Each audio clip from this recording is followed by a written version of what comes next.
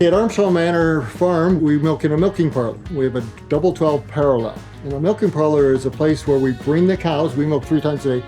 We bring them from the area where they eat, rest, and lie down and socialize. We bring them to this area, and it's usually 45 minutes away from that area, so we get them milked. And so they're milked here.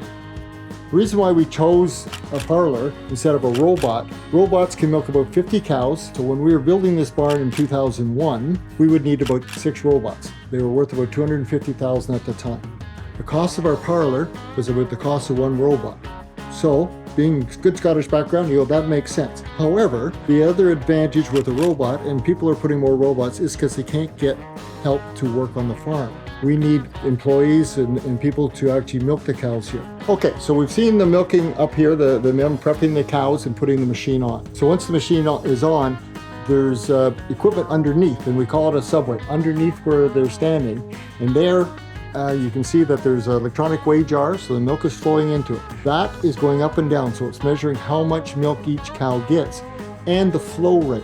We do not want to milk a cow dry, so completely dry of milk, because that will cause teat-end damage.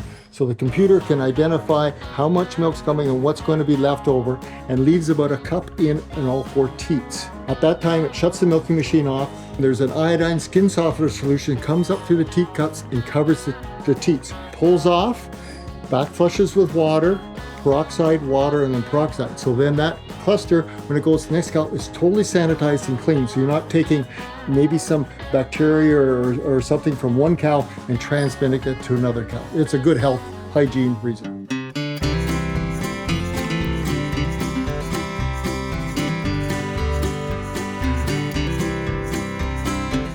So this is our heifer barn on Armstrong Manor Farm. We built this in 2006.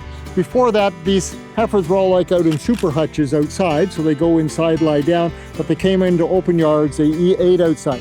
And that's great when the weather's nice, but you know what? We can't control the weather. You get snow, sleet, rain, all that kind of stuff. You get in the spring, you got the buildup of snow and the melt stuff, and so environmentally, we thought we need to do something different, and as we grew, we need more room. So in 2006, we built this heifer barn.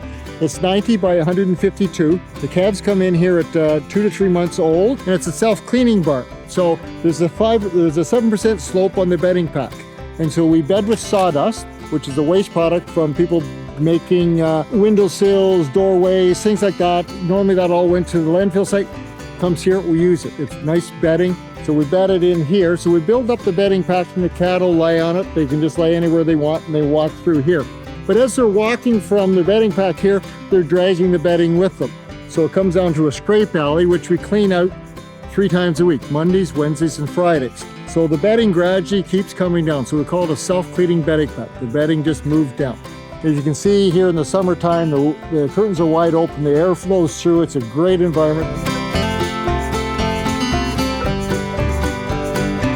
Thank you for joining us at Armstrong Manor Farm. My name is Philip Armstrong, and I hope you enjoyed the tour.